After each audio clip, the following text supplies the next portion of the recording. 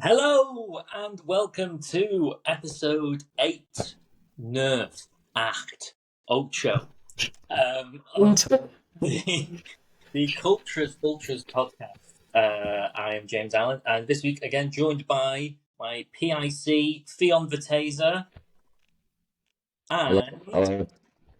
our special guest, Ben Aspinall, aka Ken Twix on Twitter. Welcome. Can I call you Ken? Could be Ken or Ben, both good. I respond to both. I'll call you Ken. Welcome, Ken. Ken of the Ken Twix Twitter account, which we will delve into as there is some great stuff. That lifelong York City fan and host of the Same Old City podcast about York City. How are you, Ken? I'm doing very well, thank you. I'm very excited to discuss the recent history of a terrible, terrible football club. So hopefully you guys will get some enjoyment out of it as well. What I will say is, what you lack in stability, you make up for via a phenomenal Viking centre. I'm a phenomenal Minster as well. It's across the Minster. Hey, I tell you what, don't forget the Railway Museum. You can tell those bastards up at Crewe they can take out of our cold dead hands if they want it. I've only been to the Viking centre, but thoroughly enjoyed. So York City, other than the fact that I know comedian Richard Herring is a fan of York City. He is. What's the landscape of York City looking like at the minute? It's quite peculiar because it's a bit peculiar at the moment. We managed just to stay up in the National League last season by the skin of our teeth, and we had a takeover in the summer by a multimillionaire, a young 29-year-old buying a football club. Matt Ugler seems like an interesting character. He's pumped some money into both the playing side and the coaching side of things.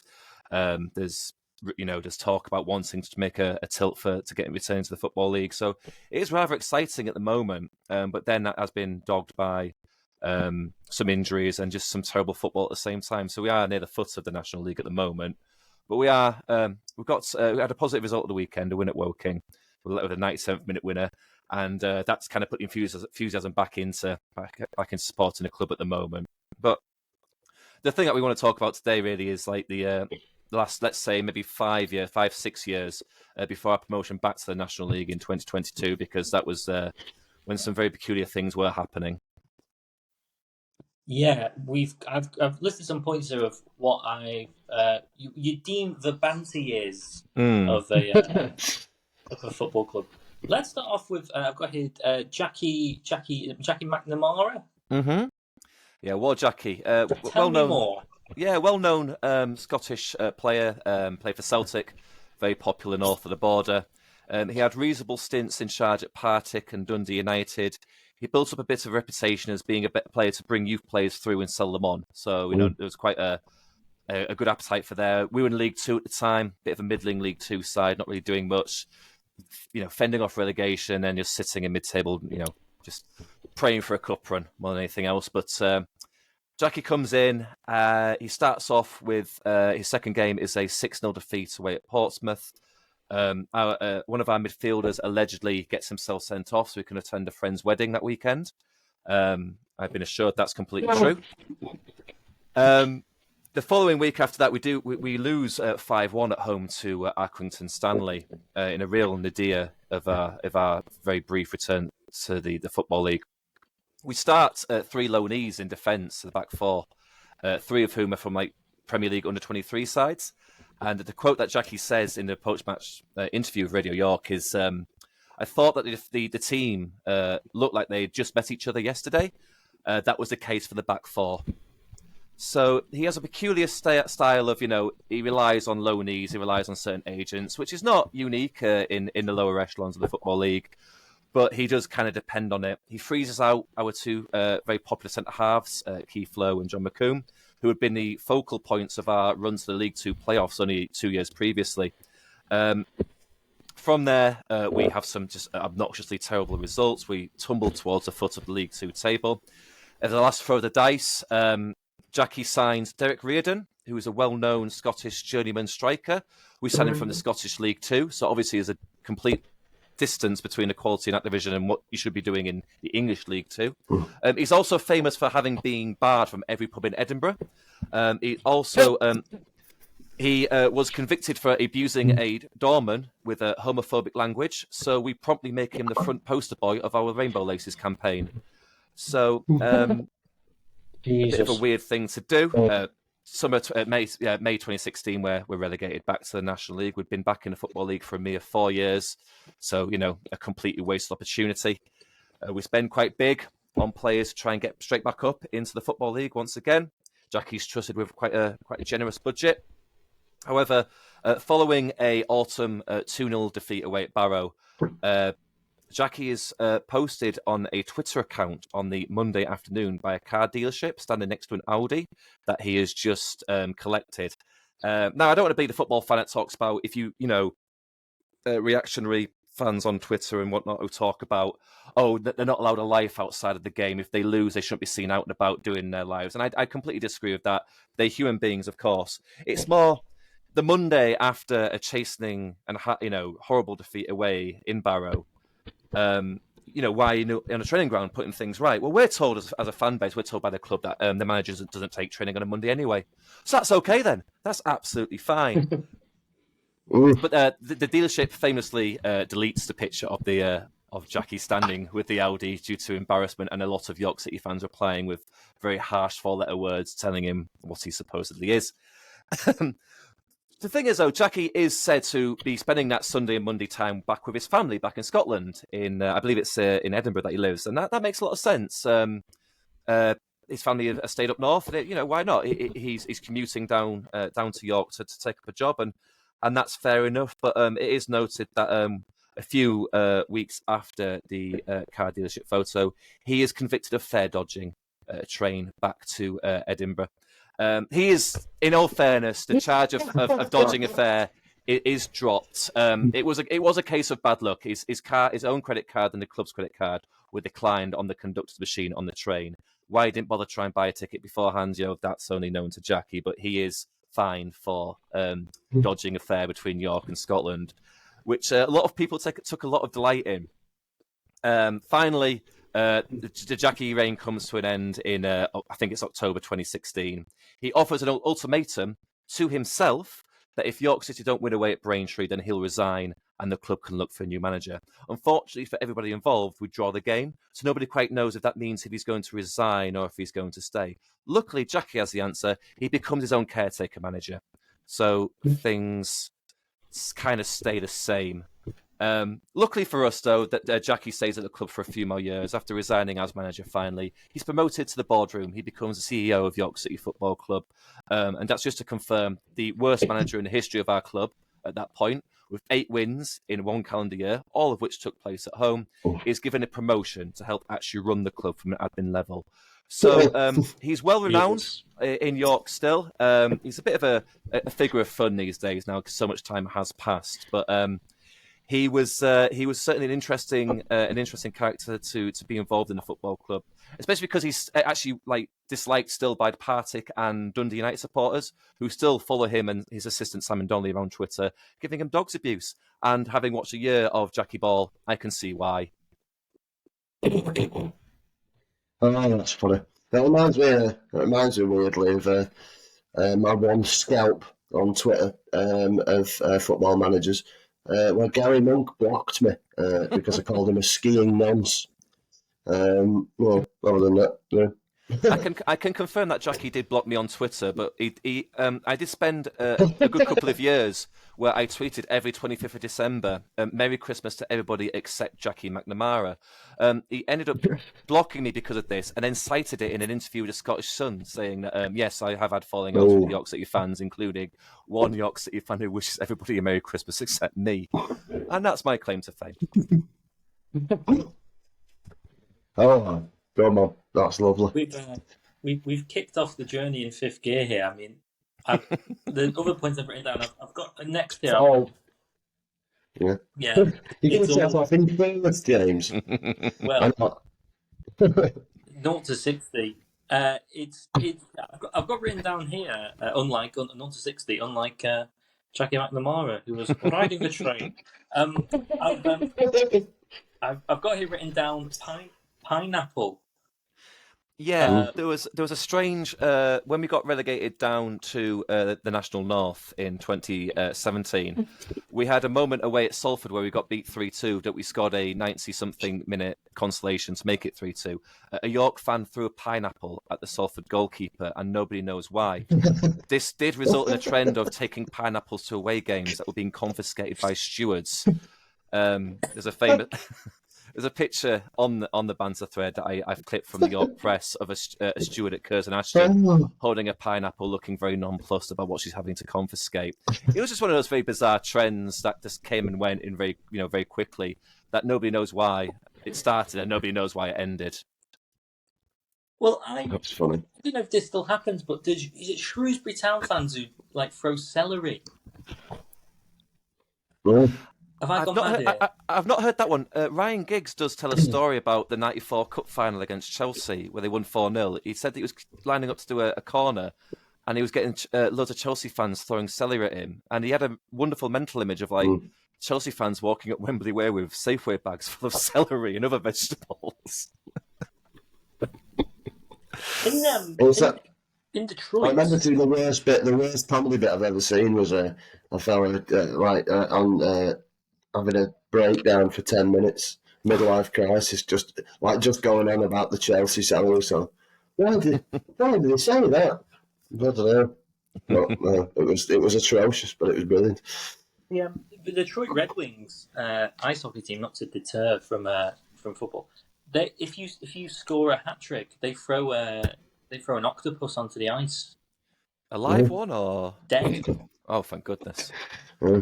So it could be worse. It is worse in the case of this next point. A Bollywood Nazi film. Yes. Oh, That's a hell of an opening gambit, but it's completely true. In August 2017, Boom Crescent, our home ground, is rented out. It's used for the filming of a Bollywood film called Gold. The stadium is used to replicate the Olympic Stadium in Berlin in 1936. The film, I believe, is about the Indian hockey team in that particular Olympic Games. What's quite worrying is the car park at the stadium is used as obviously where the catering is and where the extras wait. The York local press photographer snaps loads of very interesting shots of extras dressed in full Nazi regalia, just throwing up Nazi salutes and having a bit of a chat with each other over some styrofoam cups with the York City sign in the background. So it's not very good for aesthetics, to be totally honest with you. What is also quite curious is the club were very, very unimpressed with this stunt by the local paper, and I can kind of see where that's come from. We are talking about summer 2017. If you are talking about the ongoing culture wars, they were very much still apparent in the mid-10s.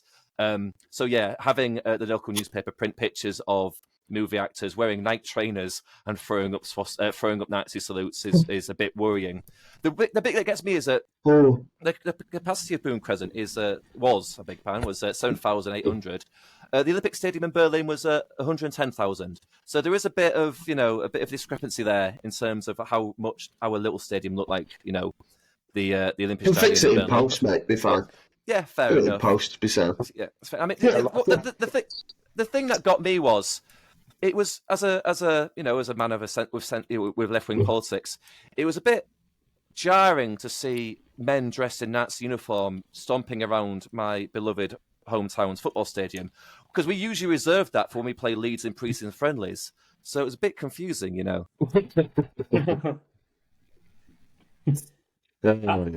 this point, I've got to question your resilience here as to why you keep coming back, because that would be a nail in the coffin for me, I think.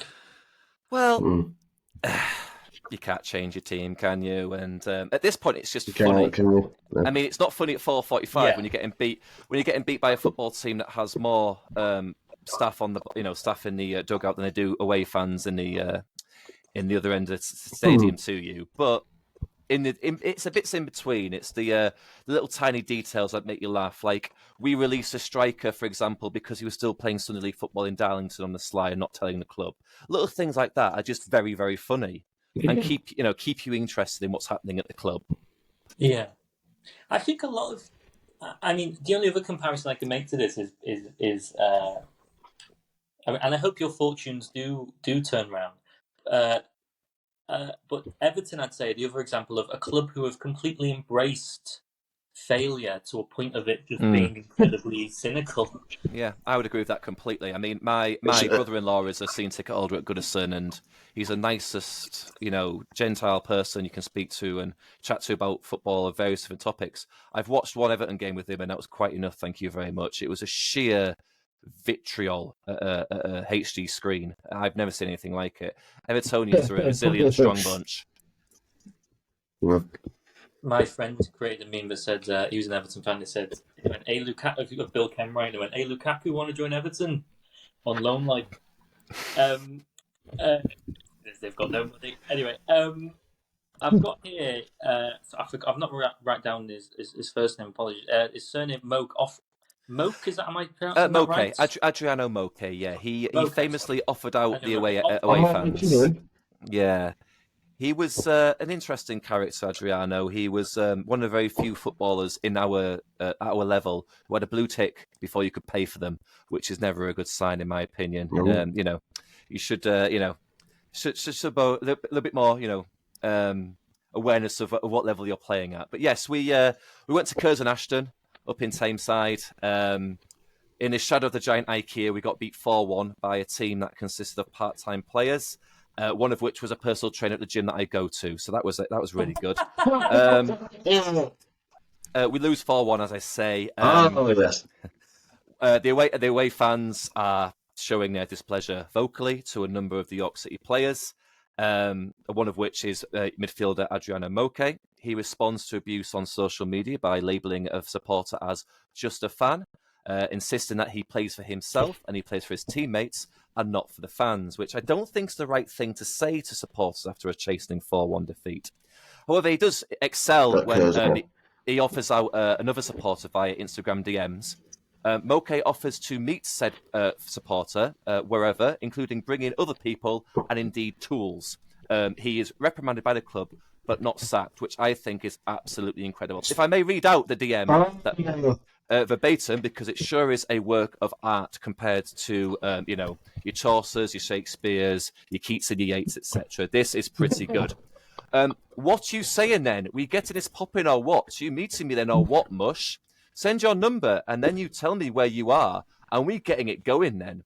Tell me where to meet you. I meet you there today. Bring whoever you're bringing, tools, whatever, because I tell you, you're going to need it. No joke. I'm actually being mad serious.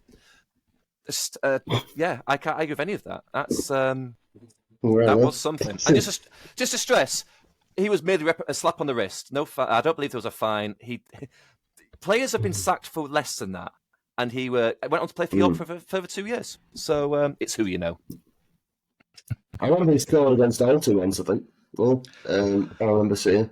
I think, but the anecdote of that I had of York City was because now it's no longer. I'm sure we'll get onto that, but it's no longer Bootham Crescent, is it? Which no, it's with the Angles now. That ground we now play at the LNER.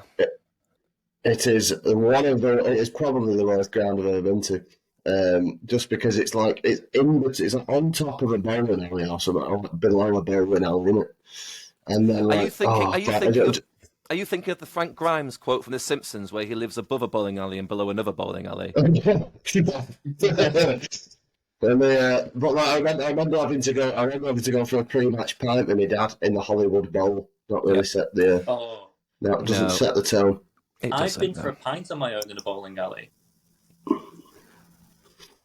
We'll let that silence simmer.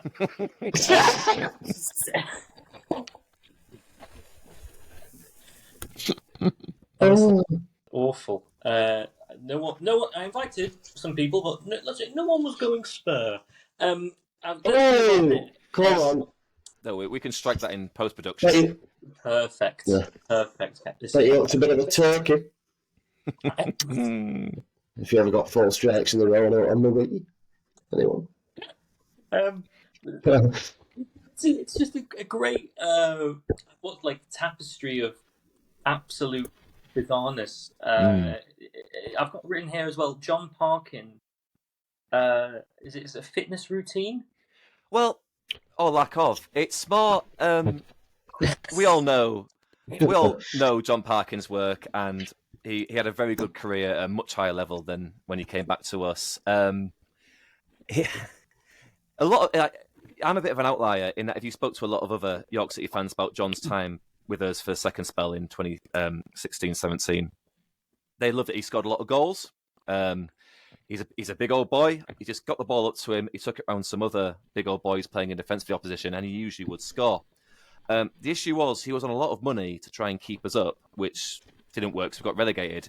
And then we gave him more money to try and get us promoted, and it didn't work. He just happened to... He didn't take very kindly to discussions on Twitter regarding his contribution to the effort. And I understand that because he did score the goals, but I guess he didn't score enough goals, if I'm being particularly honest. But there are, there's... we all know about John now. He's doing very well in the podcasting world, and he's always been a character. He excels at being that gruff South Yorkshireman. There are rumours that we played a pre-season friendly in the summer of 2018. I forget who it was against, but there's a rumour that John Parkin subbed off at half-time so he can go do a vlog for the England-Sweden World Cup quarter-final that's taking place at the same time. His autobiography comes out, and he is very, very open about his social drinking, but also drinking during the season, which you don't really see at top level anymore, where it's very much a teetotaler's game. But our level, of course, John enjoys his lager. He's snapped in an airport at 7:00 in the morning, having a beer. I can't criticise that when I've drank much earlier in an airport and in railway stations and at home. But it's more so the fact that he's a professional footballer at doing this. The final thing is, in his book, he talks about taking the players out on the piss in, I believe it's Dover away, on the Friday night, and he boasts about players playing hungover the day after. And you talk about there's a professionalism that comes with playing Division 5 football. I want to criticise that more, but unfortunately we draw the game 2-2. So, fair is fair, isn't it? I guess it was pretty good, but it's also a bit galling that these stories that are the club and the fans are the butt of these jokes. We're paying the wage for this man to go on these little escapades, and the book is also being stocked in our club shop. So it's just very, very galling. Yeah, that is quite funny though. Just having it on the shelf. Do you remember that game you paid 20 quid to play it to him to, and then 50 quid on the train for? John was pissed. Yep, exactly that. Before I mention the last thing I've gone here, you're looking very, if you don't mind me saying, resplendent in this York City strip. Yes, vaguely reminding me of Coventry from the 70s. What is it? Is there an anniversary? Yes, centenary? It is. Yeah, so last season was our centenary, and this is the away shirt from last season. This is a chocolate and cream, because as you may know, York does have a very, very good, big, strong history of chocolate manufacturing, Rowntrees, Terry's, etc. So we released a special commemorative one-off away kit with the chocolate and cream colour scheme, which sold out pretty quickly, to be honest with you, because it was a commemorative sort of affair, and they were playing on eBay, which I was very proud of. People are trying to tout us. People are trying to rip off each other using our away shirt. Made me so proud to be York. Maybe you could adapt the Terry's chocolate orange philosophy into the coaching style of don't tap it, whack it. And people say Pep Guardiola has had no effect on English football. Little triangles, triangle. There it is, the Arsene Wenger effect. I like it. Yeah, trying to think of it. There's not much. Is there any more other chocolate you could use tactically? Curly whirlies, just run around in circles everywhere. Yeah. Mint Imperious. No, that's terrible. Just trying to think of the chocolate. Well, I've got in the head Martin, come on. the COVID season. Misogynist chocolate. There we go. The COVID season, Ken. I've got a friend who was a Tranmere fan. Yes. And is still furious at the fact that he was relegated by calculator. Yeah. Tell me more about that. It must have been heartbreaking. We got what we deserved, actually. Like, in hindsight, looking back on it, you know that thing when you wake up after a very heavy night on the ale and you wake up cringing, thinking, oh, I did that. I can't believe I did. Yeah. We did like a summer of that. So, as we all know, football was stopped in March, April 2020. There was, I think, the Premier League and the Championship obviously finished their seasons. As you know, League One, League Two voted to resort to PPG, points per game. The National League did the same, which allowed Barrow to get promotion. But also it allowed, I think it was Ebbsfleet and AFC Fylde to get relegated. Now, the issue was, in the National League North, we were top of the table when play was suspended, when the season was finished. But the issue was we played 2 games more than second place, who were Kings Lynn. So we missed out on promotion on PPG by 0.04 of a point. So we were the only team in the pyramid upwards who finished top but not get promoted. Even Crew finished top, but by PPG finished in, I believe, like 3rd or something, still, or 2nd, whatever, to go up in League 2, I believe. So we're the only team to suffer the ignominy of that. So you think, well, it is what it is. There's teams that you mentioned Tranmere, very true. Other teams got relegated when they fought, 2-0 to find solutions, and some were lucky, some were unlucky. We push ferociously for the playoffs to take place behind closed doors. The problem is National League North and National League South they're not classed as elite level sport. I can see why. I watched it for 5 years. It's definitely not elite.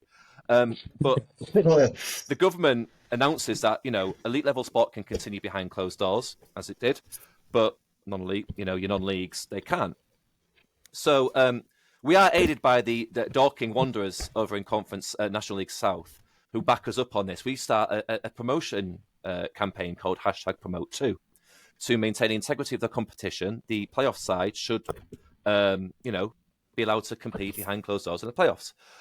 There's a cost issue. It's also the height of COVID, so we don't really know how, we're not entirely certain how serious this thing is. It's pre-vaccines. It's pretty serious stuff, but we managed to get the government to reclassify National League North and South as elite sport, which is, pretty good going.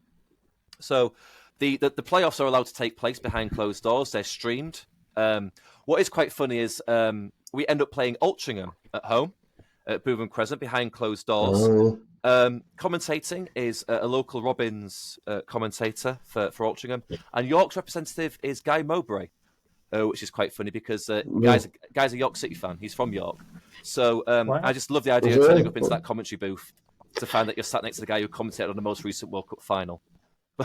Yeah, Robin's Dave from Robin's Radio. But they both did an equally good job of the game that I found.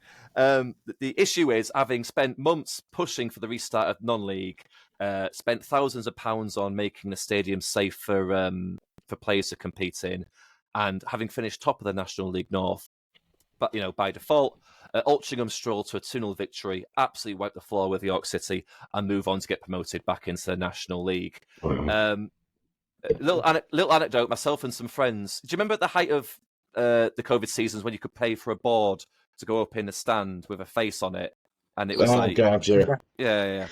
Well, myself and some friends, we all chipped in to get a cutout of Jackie Mcnamara in the main stand for the game. A very enthusiastic administrator at the club puts the board up, and you can see it very clearly on the street. And me and my mates are pissing ourselves at the fact that we've managed to smuggle in from distance Jackie Mcnamara into one final York City game. The camera cuts back to Jackie during the match. His face has been covered up with a piece of paper. So, No. like some sort of weird visual Sinn Féin BBC 90s reference there. We're not allowed to show Jackie Mcnamara on York City television. And then after the game, the club announced that you can come and collect your cutout, because usually normal people, not people like me, have, themselves or their friends or their families on their cutout, and they can take it home and do horrible, disgusting things to it. I'm instructed that my Jackie cutout has gone missing, and it's found by one of my friends who works at the club. He finds it in a skip. Yeah. Wow. I love that they tried to put a piece of paper over him. Yet I remember that when that was happening over COVID, there were fans who remember us at Ellen Road who had cardboard cutouts of Harold Shipman. Yep. Yeah. Claiming it was Parkin was in every ground in fucking Britain. Yeah.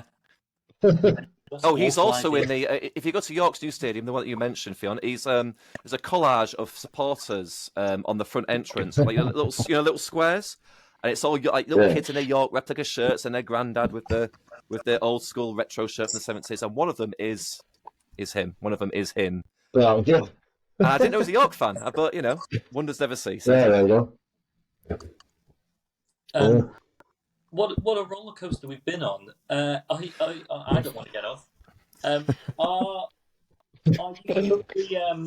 Are you currently happy with the way the club's been run? Obviously, National League at the minute.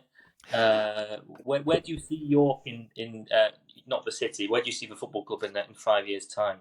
It's a really good question because the new chairman is showing such youthful enthusiasm that if he matches the spending that he's doing, and there's no reason to believe he wouldn't, other than boredom, then there's no reason why we can't be back in the Football League. Yeah. He wants to spend that kind of money. We've got, I know Fionn didn't like the new stadium, but it's quite bizarre in that we've moved to an out-of-ground retail park, and our attendances have doubled, which is just you can't comprehend it. We've gone from 2,000 to about 4,500.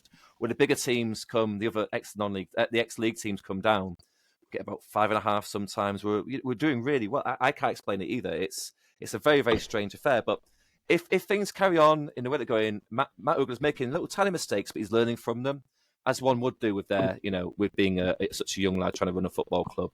We're signing good players. We've got Neil Ardley in, who is a very, very good manager at this level. There's no reason to think why, if things go right, the right players come in. 5 years' time, we could be back in the Football League. Or he could get bored, sell up, or we could go bust. Either way, I'll be happy. How are you adapting to a retail park ground? Is it very sobering going for a pre-match pint in Frankie and Benny's, or?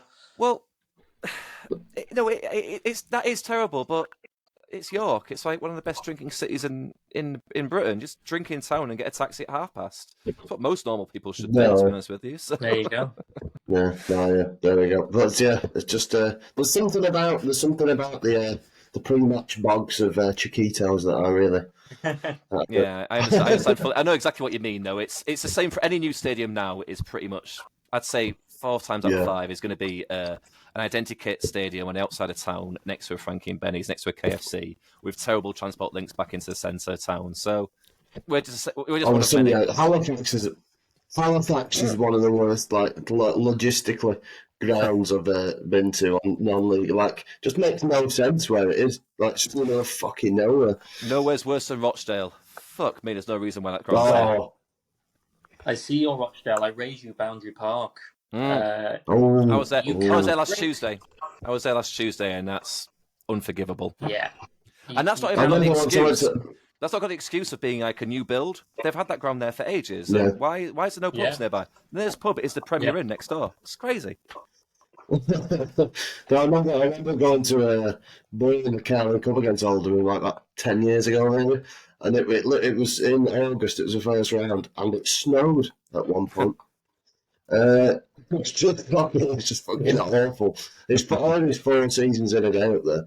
And no matter how you insist, you cannot drink in a Benson's for beds.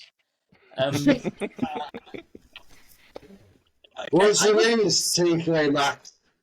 I don't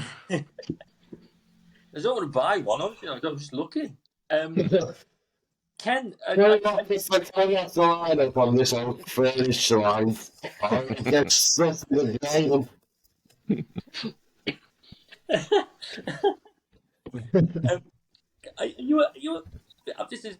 I've had one this morning, not in preparation or I'm being method. I had a Twix earlier. Are you a fan of Twixes?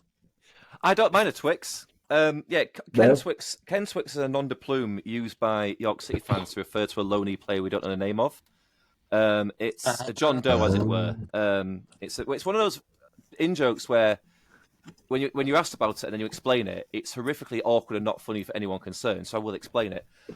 It was I first experienced. I think it was Tamworth away, 2010-2011 season, and David Dawson, a new loan striker, came on, and he'd signed that so soon, like to the game, that he didn't actually have a name on the back of his shirt, just a number. And the cry went round the away end, like, who is this young lad who's just come on? And there was lots of murmurings, and then one lad shouted, "Oh, it's Ken Twix," and that was just a name that became like, if you don't know who it is, it's Ken Twix. That's who it is. And then when I got banned off Twitter, I needed a name, and I panicked. I went for Ken Twix. Lovely. That's great. Well, this has been fantastic. A real insight into your beloved York City, and I genuinely really hope that you are back in the Football League one day. Sans right wing films. Where can people find you, Ken? So yeah, the banter thread itself, which contains all the things we just discussed, but plenty of other little gems. That's my pinned tweet on Twitter or X, whatever you want to call it these days. It's so my username is KenTwix12. So if you search for that, and then it's the pinned thread there. And also, it's sometimes brought up on the York City podcast that myself and my friend Simon do, which is called Same Old City, which comes out every Wednesday, reflecting on games and looking forward, etc. It's a little bit more PC, not say PC. It's very PC, of course. It's more family friendly, a bit more, punditry, as it were, as opposed to informing players that where they live and that you're threatening them with some sort of rifle. That sort of thing is kept to the DMs. Yeah. Bring your fucking tyre irons. Yeah. Adriano Monke coming in with a spanner. Mush. Very, very quickly before we go, we've been posting on the socials the past couple of days about favourite little and large strike partnerships. Do you have a favourite, or is the one that's graced York City's presence over the years? No, I saw you guys were discussing this, and I was really excited because it did make me think about like the era that I grew up watching football, that very late 90s, early 90s, when I was being a teenager and watching Super Sunday and seeing classic 4-4-2s before Jose came in and ruined everything. So I do remember the one that springs to mind for me is your Quinn Phillips, Heskey and Owen. That was a big one that I remember very vividly. But I think I miss it terribly. He got it a little bit at York. I think the one that came to mind was Michael Rankin and Richard Brodie. Rankin was a big lad who held it up. Brodie was one who ran on. I felt him. He was class. Might have done, yeah, he might have done. I think he probably had a spell there, but he didn't really have too many of them. But away from York City, like watching actual good football, I love a good big man, little man partnership. As a tall man, I love Peter Crouch and Jermaine Defoe. They always and in fact they did it at like 3 different places, didn't they? They did it for England, Spurs, and Portsmouth. Have I got that right? Yeah. Great. Yeah. But we were talking about it the other day. I think a very underrated one was Collar Barosh. Yes. That's a literal big man, little man. Yeah. Yeah, they could have. That was. I remember that Euro for the Euro 2004. They should have. Did we get to the quarterfinals or semi-finals or something? Semi-finals. Greece on the. Yeah, that's not by Greece. Yeah. Heskey and the poor man's Suarez and Carroll, in my opinion. A bit cheaper though. Yeah. Ken, thank you very much. You're an absolute blast. This has been fantastic. Thank you for coming on doing this. Thank you. Delighted. Loved it. Thank you, guys. You're more than welcome. If you've enjoyed this, you can follow us at Cultures Pod, your Instas, your Twitters, your TikToks, your X's, you've got to say now, sadly. We're not on Facebook. We don't. That's not our. Who cares? That's not our stream. It's not our vibe. And yes, we will see you next week for another episode. Cheers. Yes. Thank you very much. Cheers, guys. Bye bye. Cheers, guys.